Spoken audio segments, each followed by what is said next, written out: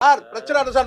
நான் வந்தா பாப்பேன் சார். பிரச்சனைக்கு மேல பிரச்சனை. வந்தா பாப்பேன் சார். வந்தா பார்த்து நான் ரிவ்யூ கூட போடுவேன். யார் அனுப்புனா அவன் தான் சிக்கல். உண்மை நான் சொல்றேன். வந்தா நான் பாப்பேன்னு தான் சொல்றேன். வரலையே. எந்த கணக்குல வந்து பாத்தீங்கன்னா 200 கோடி சம்பவம் நீங்க ரொம்ப யோக்கியமா நீங்க. நாங்க வந்து நேர்மையா இருக்கணும். ஆனா நீங்க வந்து பாத்தீங்கன்னா என்ன கணக்கு 500 கோடி சொல்றீங்க. கணக்கு சொல்லுங்க. கணக்கு எடுத்து போட வெளியே.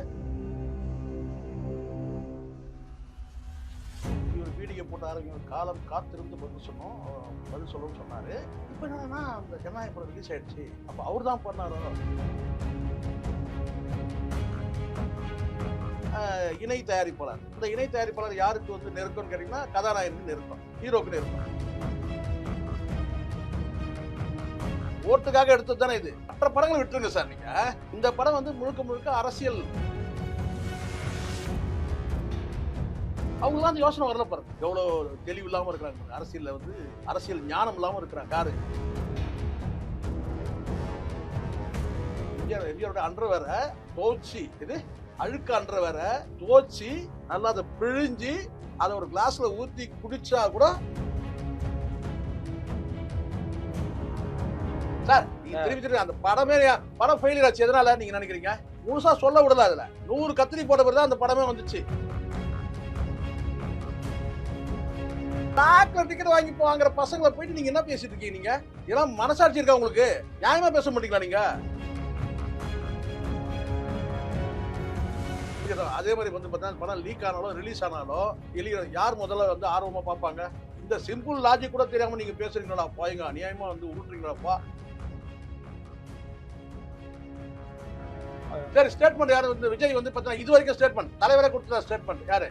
ரஜினிகாந்தே கொடுத்துட்டாரு. ஆனா இது வரைக்கும் விஜய் ஏதாவது கொடுத்தாரா ஸ்டேட்மெண்ட்? ஜாலியா சைக்கிள் ஓட்டிட்டு இருக்காரு.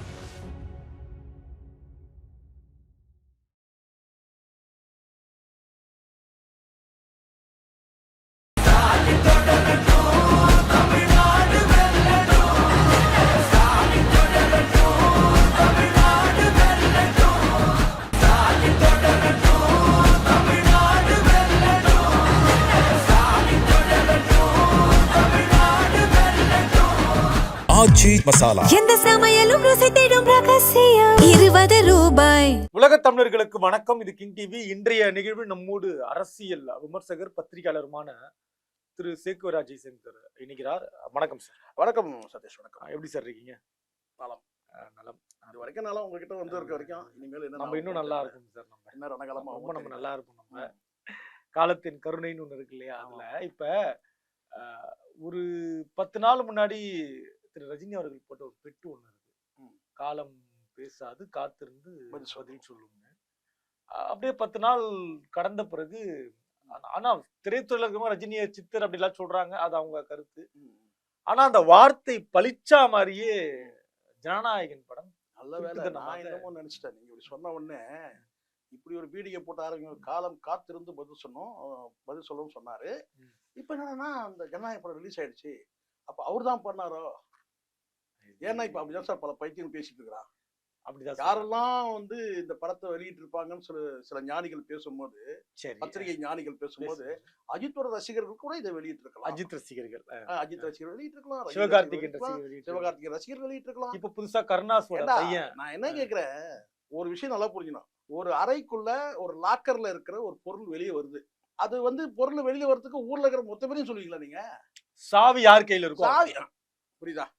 ஒண்ணு நீங்க சொல்லுங்க, இன்னார்தான் திருடி இருக்கணும், அறுதிட்டு உறுதிட்டு சொல்லுங்க. ஆனா ஊர்ல இருக்கிற மொத்த பேரையும் இல்ல திருடன் வந்து திருடிட்டு போயிட்டான்னு கூட சொல்லுங்க. யாரும். ஆனா யார் தெரியுமா வெளியிட்டுவா? அந்த 3வது வீட்டுல ஒருத்தன், 8வது வீட்டுல ஒருத்தன், 10வது வீட்டுல ஒருத்தன், இந்த பக்கம் ஒரு 4 வீடு, அந்த பக்கம் எதிர் வீடு, ஊர்ல இருக்க பண்ணையாரு, அவன் இவன் எல்லாம் டாக்டர், என்ஜினியர், வக்கீல் எல்லாரையும் சொல்லுவீங்களா?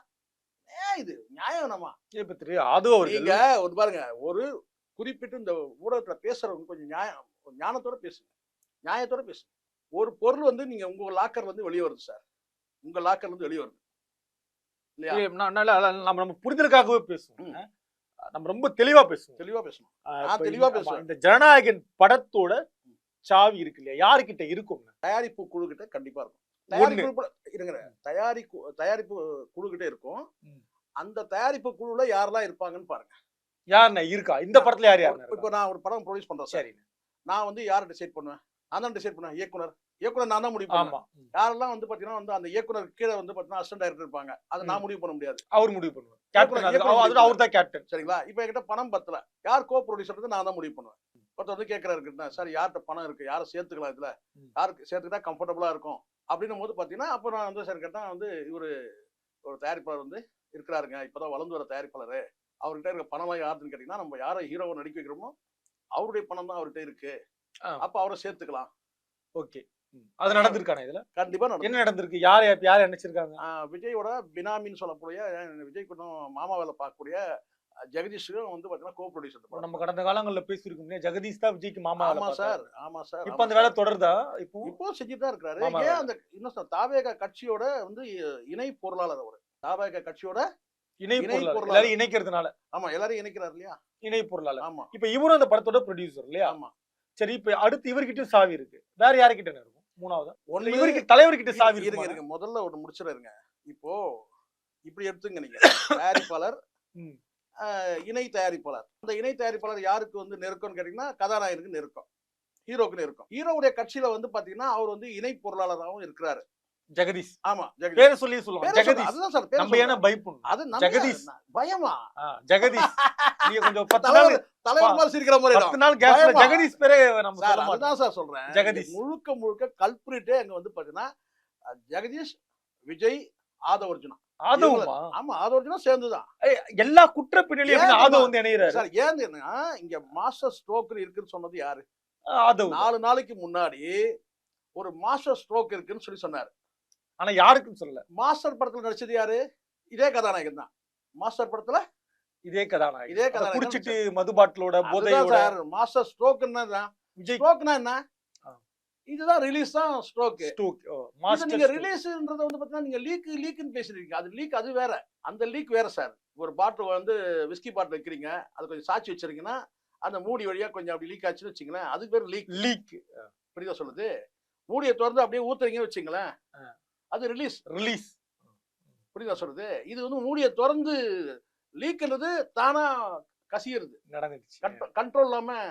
நான் ஏதோ ஆபாசமா பேசுறேன்னு இல்ல, புரியுது சத்தியமா சொல்றேன். ஆபாசமா நல்ல நோக்கத்துக்காக பேசுறேன். ஆமா, இப்போ மக்கள் புரிஞ்சுக்கணும் சார். இப்போ வந்து பெரிய பேரல் இருக்கு சார். அந்த பேரல்ல வந்து பாத்தீங்கன்னா வந்து ஏதோ ஒரு ஆயில் இருக்கு, இல்ல ஆசிட் இருக்கு, இல்ல ஏதோ ஒண்ணு இருக்கு சார். அங்க வந்து பாத்தீங்கன்னா கீழே வந்து பாத்தீங்கன்னா வந்து மெல்லியா இருக்கா, தண்ணியே இருக்கு சார். அது வந்து பாத்தீங்கன்னா லீக் ஆகுதுன்னு சொல்லலாம். என்னங்க இங்க பாருங்க, லீக் ஆகுதுங்க, இந்த இடத்துல லீக் ஆகுது. ஆமாங்க, அட்ரஸ் பண்ணி செப்டிக் டேங்க்ல இருந்து இந்த இடத்துல வந்து லீக் ஆகுதுங்க, ஒரே ஸ்மெல் வருதுங்க. சரி, அதான் லீக்ன்றது. ரிலீஸ்ன்றது குழாப்படுத்துறது. ரிலீஸ் வந்து பார்த்தா அப்படியே ஃப்ளோவா விடுறது அப்படியே. இதுல ரிலீஸ் நடந்துருக்கு. இது ரிலீஸ் மொத்த படம் வந்துருச்சுன்றீங்கல்ல? ஆமா, முழு படமா வந்துருச்சு. முழு படமா வந்துருச்சு. நான் சொல்ல சார், அவரு பாண்டியா சொல்றாரு முழு படம் வந்துருச்சுன்னு சொல்றாரு. நான் பார்க்கல இது வரைக்கும். இதுல ஆதவுக்கும் பங்கு இருக்கு. ஆதவுக்கும் பங்கு இருக்கு. என்ன நோக்கம் தான் கேட்டா, இந்த படம் எடுத்த நோக்கம் அப்படி சொல்ல, அதை சொல்லுங்க. படம் வந்து மக்களை மகிழ்விக்கணும். 30 ஆண்டு காலம் தமிழ் சினிமாவை மகிழ்வித்த ஒரு கலைஞர் மக்களை மகிழ்விக்கணும். மகிழ்விக்கும் போது என்ன கிடைக்குது உங்களுக்கு? எனக்கு ஒரு பெரும் மகிழ்ச்சி கிடைக்குது. 200 கோடி பணம் கிடைக்குது, ஓட்டு கிடைக்குது. ஓட்டுக்காக எடுத்தது தானே இது. மற்ற படங்களை விட்டுருங்க சார். நீங்க இந்த படம் வந்து முழுக்க அரசியல் ஓட்டுக்காக எடுத்தது. அரசியல்வாதிகளை அடிக்கிற மாதிரி எடுத்தது. எம்ஜிஆர் படத்துல இருந்து சாட்டை கீழே விழுந்து இவர் கையில விழுந்து இவர் அதை எடுத்துட்டு போயிட்டு அடிக்கிறாரு எல்லாரையும். இந்த காட்சியை பார்க்க விடாம தடுத்தீங்கன்னா எப்படி ஓட்டு விழும் சார்? திருச்சியில ஒரு கூட்டம், அந்த கூட்டத்துக்கு வந்து பாத்தீங்கன்னா கரெக்டா பிளான் பண்ணி நிக்க வைக்கிறாங்க. பின்னாடி வந்து எம்ஜிஆர் சிலை இருக்கிற மாதிரி. இவ்வளவு யோசிக்கிறவனுங்க வந்து பாத்தீங்கன்னா இதை யோசிக்க மாட்டாங்களா சார்? நீங்க தற்செயலா இப்போ எவ்வளவு பேர் பிரச்சாரம் பண்றாங்க. எத்தனை பெரியார் சிலையை கடந்து முதலமைச்சர் போறாரு, எத்தனை கலைஞர் சிலையை தாண்டி போறாரு, எத்தனை அண்ணா சிலை தாண்டி போறாரு, எடப்பாடி வந்து எத்தனை எம்ஜிஆர் சிலை தாண்டி போறாரு. அவங்களாம் அந்த யோசனை வரல பாருங்க. எவ்வளவு தெளிவு இல்லாம இருக்கிறாங்க பாருங்க. அரசியல்ல வந்து இது அரசியல் ஞானம் இல்லாம இருக்கிறாங்க. யாரு? ஸ்டாலின், முன்னாள் முதலமைச்சர் 2 பேரும் அந்த அரசியல் தெளிவு இல்ல. அடுத்த முதலமைச்சர் இவருக்கு வந்து அந்த தெளிவு பாருங்க. இது எம்ஜிஆர் சிலைக்கு வந்து எம்ஜிஆர் சிலையை வந்து பின்னாடி காட்டி பேக்ராப்ல வர மாதிரியும் இவர் வந்து எம்ஜிஆர் மாதிரியும் அந்த சினிமா யுக்தி. எம்ஜிஆருடைய அண்டர்வேர இது எம்ஜிஆருடைய அண்டர்வேர தோச்சி, இது அழுக்க அண்டர்வேர தோச்சி நல்லா அதை பிழிஞ்சு அதை ஒரு கிளாஸ்ல ஊத்தி குடிச்சா கூட தப்பு இல்ல. ஏன் தப்பு இல்ல? இந்த எடுத்துக்காட்டு நான் என்ன சொன்னேன் இப்போ? அண்ணா நம்ம எவ்வளவு குடிச்சா கூட 10 நிமிஷமா எவ்வளவு நாகரிகமா நம்ம பேசிட்டு இருந்தோம். கேளுங்க சார், நான் சொல்றது ஃபுல்லா வாங்குங்க. நான் சொல்றத குடிச்சா கூட உங்களுக்கு அறிவு வராது. உங்களுக்கு சொல்லல, நான் சொல்றது யார சொல்றேன்? அதுதான் தப்புண்ணா. பாக்குறவங்க வருத்தப்பட மாட்டாங்க. வருத்தப்படணும் தானே பேசுறோம் நம்ம. வருத்தப்பட்டாது அறிவு வரணும் தானே பேசுறோம். நீங்க சார், வந்து நம்மலாம் சேவை பண்றோம். நீங்க வந்து தொடர்ச்சியா திரு விஜய் அவர்களை நாகரிகமா பேச மாட்டீங்க. அநாகரிகமா பேசுறேன். உங்க விமர்சனமே அப்படி சொல்லுங்க சார். சரியில்லை. நாகரிகமா பேசலாம். அநாகரிகமா பேசலாம். அநாகரிகமா பேசுறீங்க. Right. தப்பு, ஆபாசமா பேசுறீங்க. ஆபாசமா பேசுறோம். உங்களுக்கு அவர் மேல ஒரு காண்டு, என்ன இருங்க, காழ்ப்புணர்ச்சி எழுதுறாங்க. ஆபாசமா என்ன சொல்லுங்க பார்க்கலாம். எதெல்லாம் வந்து அன்பார்லிமெண்ட் வேர்டு நான் தெரிஞ்சுக்கிறேன். ஆபாசம்ன்றது எது சொல்லுங்க பார்க்கலாம். அன்றாயிரன்றீங்க. Sir underwear sir. அத வந்து முறுக்கி ஆமா சார், அழுக்கு அண்டர்வேர். எம்ஜிஆருடைய பழைய அண்டர்வேர் ஏதாவது இருக்கும். ராமவரம் தோட்டத்தை போய் கட்டினா வந்து குப்பை தொட்டி எங்கேயாவது அது பின்னாடி எங்கன்னா மகிட்டுதான்னு பாருங்க. அதை கொண்டு வந்து நல்லா வந்து தண்ணியில நல்லா ஊற வச்சு சோப்பெல்லாம் போட்டு நல்லா பிழிஞ்சு ஒரு கிளாஸ்ல ஊத்தி கொடுங்கன்ற நான். யாருக்கு? விஜய்க்கு. யாரு வந்து யாரோட ஒப்பிடுறது? விஜயே சொல்றாரு, ஒரு அண்ணா, ஒரு காமராஜர், ஒரு எம்ஜிஆர் தான் இருக்கு. சொல்லிட்டு அந்த இடத்துல விஜய் வரக்கூடாதான்னு கேக்குறாரு. அதுதான் சார். வரக்கூடாதான்ற இல்ல சார், வரக்கூடாதுன்னு தான் நான் சொல்றோம். வரக்கூடாதுன்னு நாங்க சொல்றோம். நீ வரக்கூடாது. நீங்க யாரு சார் நம்ம கேக்குறாங்க. சார் நாங்க சொல்லுவோம் சார். நாங்க தான் சார் ஓட்டு. நாங்க தான் சார் முடிவு பண்றது. நாங்க தான் முடிவு பண்ணுவோம். வாக்காளர் தான் முடிவு பண்றது. வாக்காளருக்கு நாங்க வந்து பாத்தீங்கன்னா எங்களுக்கு வேற என்ன வேலை நீங்க நினைக்கிறீங்க? எங்களுக்கு என்ன வேலை? பத்திரிகையாளருக்கு என்ன வேலை? நீங்க எல்லாம் வந்தீங்கன்னா அப்படியே கதை திறந்து விட்டு அப்படியே உங்களை எல்லாம் பாராட்டணும். அதுவா வேலை? உங்களை எல்லாம் முகத்தை கிழிக்கணும்ல. முகத்திரையை கிழிக்கணும்ல. முகத்தை இல்ல, முகத்திரையை கிழிக்கணும். அதை கூட சொன்னா ஒன் முறையா பேசுறோம். நீங்க முகத்திரையை கிழிக்கிறதான சார் வேலை. நீங்க சொல்லுங்க சதீஷ், நியாயமா பேசுங்க. நேத்து ஒரு குழந்தை பேசுது. அது இவங்க பேச வைக்கிறாங்களான்னு கூட தெரியல. இவனுக்கு எதை பேச வைக்கிறானுங்க, என்ன டிராமா போடுறானுங்க யாருக்கு தெரியல. ஏன்னா அத்தனை பேருமே அப்படிதான் பேசுறான். படிச்சவங்களே பேசுறானுங்க. இது படிச்ச ரொம்ப இவெல்லாம் பெரிய அறிவுலக மேதை. வந்து பத்திரிகையாளர்களை வந்து பார்த்தீங்கன்னா இவங்கெல்லாம் அப்படியே வந்து பயங்கரமான சிங்கம், புலி அப்படின்னு சொன்னாலும் வந்து பத்திரிகை புலியெல்லாம் பேசுறானான்னு கேட்டீங்கன்னா இது வந்து எப்படிங்க? நான் ரொம்ப எளிமையான ஒரே கேள்விதான் நான் கேட்கிறேன். இந்த படம் அரசியல் படமா இல்லையா? எஸ், அரசியல் படம். எஸ்ன்னு சொல்லிட்டு வாங்க. அரசியல் படமா இல்லையா? எஸ், அரசியல் படம். இந்த படத்தை சென்சார் போர்டுல வெளியிடாம தடுத்தது ஏற்கனவே இவங்க குற்றச்சாட்டுப்படி ஒன்றிய அரசு, திமுக. திமுக ஒன்றிய அரசு திமுக தான் முதல்ல சொன்னது. திமுக அது உள்ளபடியே வந்து பாத்தீங்கன்னா அதை நம்ம வந்து நம்பலாம். எப்படி நம்பலாம்னு கேட்டீங்கன்னா, இந்த படம் வெளியே வந்துச்சுனாக்கா இவருக்கு அரசியல் ஆதாயம் வர்றதுனால அதை தடுத்துட்டாங்க. ஒரு பேச்சுக்கு தான். ஒரு பேச்சுக்கு தான். ஆமா, ஒரு பேச்சுக்கு. அது நம்பலாம். அது நம்பலாம். அதுக்கப்புறம் சென்சார் போர்டும் சேர்ந்து திமுகவோட சேர்ந்து அதான் எல்முருகனும் உதயநிதியும் சேர்ந்து வளர்ந்தவர் சொல்றாரு. இருங்க இந்த சேர்ந்து வந்து பாத்தீங்கன்னா இந்த படத்தை வந்து தடுத்துட்டாங்க. சரி, அதையும் நாங்க நம்புறோம். இப்போ படம் வந்து லீக் ஆயிடுச்சு. நீங்க உங்க பாணியில சொல்லிடுவோம் லீக். அது ரிலீஸ் ஆக்சுவலா. சரி ரிலீஸ் ஆயிடுச்சு. வெளியிடுங்க. நீங்க என்ன சொல்றீங்க? சட்டத்துக்கு விரோதமா ரிலீஸ் ஆயிடுச்சு. ரைட். இப்போ ரிலீஸ் ஆயிடுச்சு. இப்போ நீங்க சொன்ன மாதிரி படத்தை வந்து சட்டப்பூர்வமா ரிலீஸ் ஆனாலும் சரி, சட்டப்பூர்வம் அல்லாம ரிலீஸ் ஆனாலும் மக்கள் கிட்ட போய் சேர்ந்துருச்சு. கரெக்டா? ஆமா. இப்ப நீங்க எஸ் சொல்லுவீங்கல்ல? எஸ், முடிஞ்சிச்சு. இப்போ நீங்க சொல்லுங்க, இதை வந்து பாத்தீங்கன்னா வந்து எல்முருகனும் உதயநிதி தான் செஞ்சிருப்பாங்களா உங்களுக்கு அரசியல் ஆதாயம் கிடைக்கிறதுக்கு? இப்போ நீங்க அறுவடை பண்ணிட்டீங்க. அரசியல் ஆதாயத்தை அறுவடை பண்ணிட்டீங்க. நீங்க சொன்னது என்ன? அரசியல் ரீதியா வந்து இந்த படம் வந்து ஒரு மைலேஜ் கிடைக்கும், அதுக்காக தடை ஏற்படுத்துறாங்க. யார் தடை ஏற்படுத்துறாங்க? திமுக தடை ஏற்படுத்துறாங்க. யார் கூட சேர்ந்து? ஒன்றிய அரசு. அதனாலதான் பராசக்தி படம் ரிலீஸ் ஆயிடுச்சு. ஆமா, இப்போ சொன்னேன் பராசக்தியை விடுங்க சார். பராசக்தி எல்லாம் வந்து கத்திரி போட்டு 100 கத்திரி போட்ட பிறகு சார் படம் வந்தது. அவன் சொல்லுவான் பைத்தியக்காரன், எத்தனை கத்திரி போட்டாங்கன்னு அவனுக்கு என்ன தெரியும் சார்? நீங்க திருப்பி அந்த படமே படம் ஃபெயிலியர் ஆச்சு. எதனால நீங்க நினைக்கிறீங்க? எதனால? முழுசா சொல்ல விடல. அதுல 100 கத்திரி போட்ட பிறகு அந்த படமே வந்துச்சு. அதனால படம் ஓடல. அதனால சரி. இப்ப இதுல வந்துருங்க. ஆனா நான் என்ன கேட்கறேன்னா, இப்ப இதுலயும் நான் சொல்றேன், நீங்க முதல்ல சொன்னதுன்னா படம் ரிலீஸ் ஆனா வந்து பொலிட்டிக்கலா மைலேஜ் கிடைக்கும், அதுக்காகவே எடுக்கப்பட்ட படம் இது விஜய்க்கு. உண்மை. ஆனா இப்ப என்ன சொன்னீங்க? இவங்க எல்லாம் தடுத்துட்டாங்க. யார் திமுக தடுத்தாங்க, ஒன்றிய அரசோட சேர்ந்து தடுத்தாங்கன்னு சொன்னா அது வரைக்கும் கரெக்ட். நீங்க சுத்தினது கரெக்ட். அதுக்கப்புறம் இப்ப வந்து கேட்டா வந்து அந்த படத்தை இல்லீகலா ரிலீஸ் ஆயிடுச்சு. இல்லீகலா ரிலீஸ் பண்ணது யாருன்னு கேட்டீங்கன்னா உதயநிதியும் எல்முருகனும் சேர்ந்து பண்ணாங்க. என்ன லாபம்னு கேட்கறேன். நீங்க சொல்லுங்க, உங்க அறிவுக்கு உட்பட்டு சொல்லுங்க. சார்பு நிலையில பேசுறேன்னா பேசலாம். பாண்டிய கூட பேசுறாப்ல, யாருக்கும் வலிக்காம எல்லாருக்கும் லேசா கொஞ்சம் அனுதாபலை இருக்கலாம் இல்லையா சார்? எங்க அண்ணன் படத்தை அநியாயமா வெளியிட்டு திருப்பி அனுதாபம் யாருக்கு சார் வரும்? விஜய் சார். நீங்க சொல்றீங்களா சார்? இப்போ இந்த படத்தை வந்து நீங்க உங்க அறிவுக்கே நான் விட்டுறேன் சார். இந்த காணொலி பாக்குற அத்தனை பேரோட அறிவுக்கு நான் விட்டுறேன். இப்போ இந்த படம் வந்து லீக் ஆயிடுச்சு. நீங்க சொன்ன மாதிரி லீக் ஆயிடுச்சு. ரிலீஸ் ஆனா லீக் ஆயிடுச்சு. யார் வந்து பெருவாரியா பார்த்திருப்பாங்க நீங்க சொல்லுங்க. மனசாட்சி நெஞ்சில கை வச்சு சொல்லுங்க. யார் வந்து பெருவாரியா பார்த்திருப்பாங்க? மெஜாரிட்டி எனக்கு தெரிஞ்சு நிறைய விஜய் ஃபேன்ஸ் நாங்க பார்க்க மாட்டோம்ட்டாங்க. திருப்பி வந்து கேட்டா நாங்க பார்க்க மாட்டோம். எப்படி ஒரு 1000 பேர் சொல்லிருப்பாங்க சார்? ஒரு 1000 பேர் சொல்லிருப்பாங்க சார். கண்டிப்பா. ஒரு 500 பேர் சொல்லிருப்பாங்க சார். கண்டிப்பா. பிளாக்ல டிக்கெட் வாங்கி வாங்குற பசங்களை போயிட்டு நீங்க என்ன பேசிட்டு இருக்கீங்க? நீங்க இதெல்லாம் மனசாட்சி இருக்கா உங்களுக்கு? நியாயமா பேச மாட்டீங்களா நீங்க? நீங்க என்ன பத்திரிகையாளர் நான் கேட்கிறேன்? சார் நீங்க வந்து பாத்தீங்கன்னா இதை கணக்கெடுக்க முடியாது. ஆனால் பெருவாரியா இந்த படத்தை வந்து பாத்தீங்கன்னா எதிர்பார்த்து இருந்து கிட்டத்தட்ட ஒரு 3000 ரூபாய் 4000 ரூபாய் செலவு பண்ணி அதுவும் நஷ்டமாகி பிளாக்ல வந்து பாத்தீங்கன்னா வந்து டிக்கெட்டை வாங்கி வச்சிருந்து அதுவும் படம் ரிலீஸ் ஆகாம ஏமாந்து போய் இருக்கிற வந்து பாத்தீங்கன்னா இந்த படம் வந்து பாத்தீங்கன்னா லீக் ஆயிடுச்சு சொன்னா எனக்கு தெரிஞ்சு நான் சொல்றேன் பாத்தீங்கன்னா வந்து ஒரு 4 பேர் 5 பேர் வந்து பாத்தீங்கன்னா வந்து ஊடகத்துல வந்து பேசுறவங்க அட நீங்க வேற அதுக்கு மேல ரிவ்யூ எல்லாம் போட்டான் பல பேர். எது இல்லீகலா ரிலீஸ் ஆனதுக்கு ரிவ்யூ போடுறான் சார். சில காட்சியே வந்து சார் டிவிக்கேன்னு கையில பச்சை வச்சுட்டு வராரு. சில கமெண்ட்களை படிங்க, பார்த்தவன் போடுறான். சில கமெண்ட்களை பாருங்க, நான் படம் மொக்கன்றான். எப்படி மொக்கன்னு தெரியுது? பாத்துருக்கான் மொக்கம் தெரியுது. சரிங்க சொல்றேன். இந்த தலைவர் வந்து பாத்தீங்கன்னா ஏமாத்திட்டாருன்றான் ஒருத்தன். யார தலைவர் ஏமாத்தினா விஜய் தான் தலைவர், தலைவர் ஏமாத்திட்டாருன்னு போடுறான். இப்பதான் அறிவு வந்து. ஆமா, எப்படி ஏமாத்திட்டாருன்னு கேட்டீங்கன்னா படம் சரியில்லைன்றான். சில பேர் வந்து இஸ்லாமியருக்கு எதிராக இருக்குன்னு இப்ப போயிருக்காங்க. அது ஒரு பக்கம் வருது. புரியுதுங்களா? இது வந்து பெருவாரி நம்ம இப்போ சொல்லிடலாம் சார். ஒரு படம் வருதுன்னா இப்ப நான் கேட்கறேன் sir, first day first show யார் சார் வருவாங்க? நீங்களே சொல்லுங்க சார். விஜய் ரசிகர்கள் தான் வருவாங்க. இப்ப தொண்டர்களும் வருவாங்க. இப்போ வருவாங்க. அதே மாதிரி ரஜினிக்கும் அதே தான் வந்து தலைக்கும் அதே தலைனா அஜித் சொல்றேன். எல்லாருக்கும் ரசிகர்கள் தான் வருவாங்க. முதற்காட்சி அவங்களுக்கானது. முதல் காட்சியில யார் வருவாங்க? ரசிகர்கள் தான். அதே மாதிரி வந்து பார்த்தா படம் லீக் ஆனாலும் ரிலீஸ் ஆனாலும் யார் முதல்ல வந்து ஆர்வமா பார்ப்பாங்க? இந்த சிம்பிள் லாஜிக் கூட தெரியாம நீங்க பேசுறீங்களா? பாயங்க அநியாயமா வந்து உருட்டுறீங்களாப்பா. சத்தியமா நான் இப்படி கூட இருப்பீங்களா? என்னதான் சொந்தமா சேனல் இப்பதான் எனக்கு ஆசை வருது. இது நம்ம கூட சொந்தமா ஒரு சேனல் வச்சுட்டா எவ்வளவு வேணாலும் போய் சொல்லலாம், எப்படி வேணாலும் பேசலாம் சார். உள்ளபடியே நெஞ்சை கிழிச்சிங்கன்னா எனக்கு விஜய்க்கு எதிரான இது இல்லை சார். உள்ளபடியே நான் சொல்றேன், எனக்கு கூட ஆர்வமா இருக்கு படத்தை பார்க்கணும்ட்டு. ஏன்னா எனக்கு அனுப்பல யாருமே. சத்தியமா இந்த போன் எடுத்து கொடுக்குறேன், எடுத்து பாருங்க. யாருமே அனுப்பல சார். இல்ல சார். சார் நான் போனே கொடுத்துறேன் சார். நீங்க என்ன வேணாலும் அது உள்ள வந்து பாத்தீங்கன்னா வந்து ரெண்டா உடைச்சு எந்த சாப்பிட்டு நீங்க தேடி பாருங்க சார். கிடையாது சார். இது பாக்கல நீங்க. அதனால இல்ல சார், அனுப்புனா தானே பார்க்க முடியும். அனுப்புனா நான் பார்ப்பேன். அனுப்புனா பார்ப்பேன். ஃபுல்லா பாத்துருவீங்க. ஆமா, நான் 10,000 ரூபாய் கொடுத்து போன் வாங்கி 20,000 ரூபாய் கொடுத்து போன் வாங்கியிருக்கிறேன். அவர் 500. ஏன் தப்பு சார்?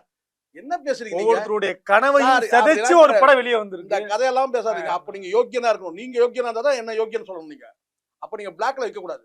நீங்க பிளாக்ல வைக்க கூடாது. சம்பளத்தை முறையா வாங்கணும். பேசுறா ரொம்ப பேசிடுறேன். அப்புறம் நீங்க சம்பளம் முறையா வாங்குறீங்களா?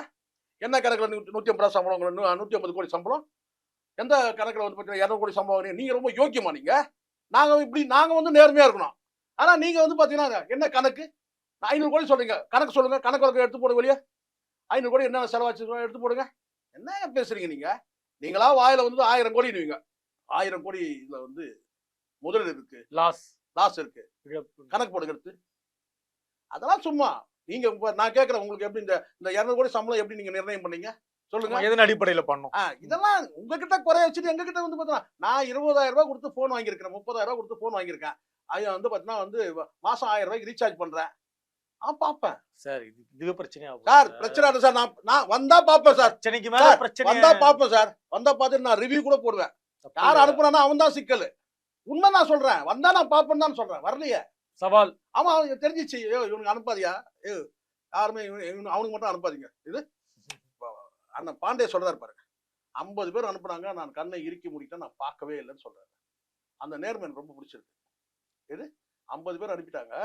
உள்ளபடியே என்ன செய்யணும்? யாரெல்லாம் அவருக்கு அனுப்புறாங்களோ அத்தனை பேரையும் அவர் வந்து போட்டு கொடுத்துடணும். அது 50 பேர் அனுப்பிட்டாங்க. ஆனா கண்ணை இறுக்கி முடிக்கணும். கண்ணை இறுக்கி முடியும். என்ன செய்யணும்? அந்த 50 பேர் சைபர் கிரைம்ல போயிட்டு என்ன செஞ்சிடணும்? நேர்மையானவர் கண்ணை இறுக்கி மூடிட்டு பாருங்க சார், இந்த 50 பேர் அனுப்பியிருக்கான் பாருங்க, இவனை எல்லாம் வந்து அரெஸ்ட் பண்ணுங்கன்னு சொல்லியிருக்கோம். கரெக்டா? கரெக்டானே சொன்னா செய்தாரா நம்ம அண்ணன் பாண்டே அண்ணன்? நேர்மையானவர் அவரு. சொல்லுங்க, நியாயமா பேசணும்ல. ஆனா அஜித் ரசிகர்கள் வெளியிட்டு இருக்கலாம், இவங்க வெளியிட்டு இருக்கலாம், அவங்க வெளியிட்டு இருக்கலாம். ஏன்னா அவருக்கு தான் 50 பேர் அனுப்பணும். அஜித் ரசிகர்களா நமக்கு தெரியாது. ஏன்னா சொல்றேன், இதெல்லாம் வந்து பேசுறது ஒரு நியாயமா காமன் சென்ஸோட திங்க் பண்ணணும். நேரடியான விஜய்க்கு எதிராக பாருங்க, நல்லா பண்ணுங்க. நம்ம விஜய்க்கு எதிரா, ஆரோஜனாக்கு எதிரா, உதயநிதிக்கு ஆதரவா, ஸ்டாலின் அவருக்கு ஆதரவா, இதெல்லாம் கிடையாது. நோக்கம் இல்ல. உலகம் நேர்மையா பாருங்க. இந்த படம் வெளியாய் உண்மையிலேயே இந்த படம் வந்து பாத்தீங்கன்னா வெளியாயிடுச்சு சார். வெளியாயிடுச்சு. யாரு காரணம்? இருங்க, வெளியாயிடுச்சு சார். வருத்தம் யாருக்கு இருக்கணும் சார்? எனக்கு தெரிஞ்சு இயக்குனருக்கும் யாருக்காவது வருத்தம் இருக்கா சார்? நீங்க சொல்லுங்க சார். நீங்க யாருக்காவது வருத்தம் இருக்கு சார்? தயாரிப்பாளர்கள் சேர்ந்து ஒரு கூட்டம் போடுறாங்க. நீங்க பாத்தீங்க அந்த சங்கம் சார்பா. ஆமா ஆமா அண்ணன் செல்வமணி இருக்காரு. வந்து பார்த்தா நமக்கு அண்ணனை மட்டும் தான் தெரியும். ஆமா, சரி. செல்வமணி அண்ணன் மட்டும் தான் தெரியும் நமக்கு. சரி. வீதி இருக்கிற யாருமே நமக்கு அங்க இருந்து சரி. தெரியாது. அந்த அம்மா தெரியும். அந்த அம்மா இன்னொருத்தர் இருக்காங்களா அவங்க ஜெயம் ரவி அவங்க மாமியார். சரி, அவங்களுக்கு தெரியும் நமக்கு. சரி. அதாவது தெரிஞ்ச முகம்னு சொல்லிட்டேன். மீதி இருக்கிற ஒருத்தர் 2 பேர் தெரியும். மீதி 2 பேர் தெரியாது. சரி. ஆனா ஒருத்தர் சூப்பரா சொன்னார் ஒருத்தர். என்னன்னு? இந்த மாதிரிங்க இவ்வளவு பெரிய இது நடந்திருக்குங்க. அப்ப விஜய் இது பத்தி எதுவும் ரியாக்ட் பண்ணவே இல்லையா அப்படின்னு சொல்லி கேட்கும்போது அடுத்தடுத்து சில வார்த்தைகள் அவர் பேசிட்டே வரும்போது ஒரு வார்த்தை விட்டார். சூப்பரான ஒரு வார்த்தை என்னன்னு சொன்னா, எருது நோய் காக்கைக்கு தெரியாது. எடுத்து பாருங்க. அந்த பேட்டியில சொன்னார் பாருங்க. எருது நோய் காக்கைக்கு தெரியாது. பழமொழி. ஒரு பழமொழி. அது ஒரு சொல்லாடல். அப்ப அது என்னன்னு கேட்டா எருதுன்றது யார சொல்றாரு கேட்டீங்கன்னா ப்ரொடியூசர் சொல்றாரு. காக்கைன்னு யார சொல்றாரு? நடிகர். அவ்வளவுதான். அது வந்து விஜய் சொல்லல. ஆனா அவர் சொன்ன வார்த்தை பாருங்க. எருது நோய் காக்கைக்கு தெரியாது. எருது நோய் காக்கைக்கு தெரியாது. அது எதுக்காகன்னா எருதுக்கு வந்து முதுகுல புண் வந்துச்சுனாக்கா அந்த காக்கை வந்து அது மேல உட்கார்ந்து என்ன செய்யும் குத்தும் அப்படின்னு சொல்றாங்க. அதனால வந்து கேட்டீங்கன்னா வந்து அப்போ என்ன சொல்றாருன்னு கேட்டீங்கன்னா தயாரிப்பாளர் நஷ்டம் அடைஞ்சிருக்கிறாரு. அவருக்கு வலி இருக்கு. ஆனா அந்த தயாரிப்பாளர் கூட அந்த கூட்டத்துக்கு வரவே இல்லை. எந்த கூட்டத்துக்கு வரல? தயாரிப்பாளர் சங்கத்துல அவரு ஒரு மெம்பர் தானே ஜெகதீஷ். காரணம் கேட்டா சார் அதுதான் சார் சொல்றேன். கோ ப்ரொடியூசர் யாருமே வரல சார். ஆனா தயாரிப்பாளர் கூட்டம் பார்த்தீங்கன்னா வந்து இயக்குனர் வராருங்க. நீங்க வெளியே போப்பா சொல்ல போறாங்க. நான் கேட்கிறேன். பாதிக்கப்பட்டவனே அதான் அநீதி இழைக்கப்பட்டவர் வரல. தயாரிப்பாளர் வந்தாரா? வரல. சரி ஸ்டேட்மெண்ட் யாரு வந்து விஜய் வந்து பார்த்தீங்கன்னா இது வரைக்கும் ஸ்டேட்மெண்ட் தலைவரே கொடுத்துட்டாரு. ஸ்டேட்மெண்ட் யாரு? ரஜினிகாந்தே கொடுத்துட்டாரு. ஆனா இது வரைக்கும் விஜய் ஏதாவது கொடுத்தாரா ஸ்டேட்மெண்ட்?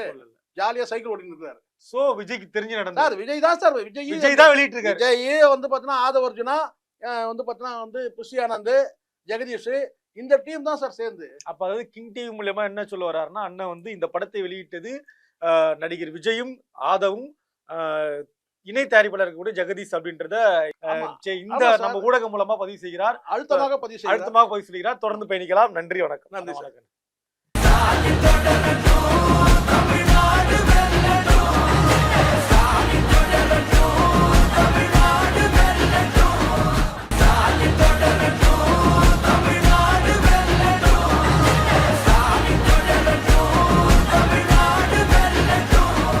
ஆச்சி மசாலா எந்த சமையலும் ருசி தேடும் ரகசியம் 20 ரூபாய்.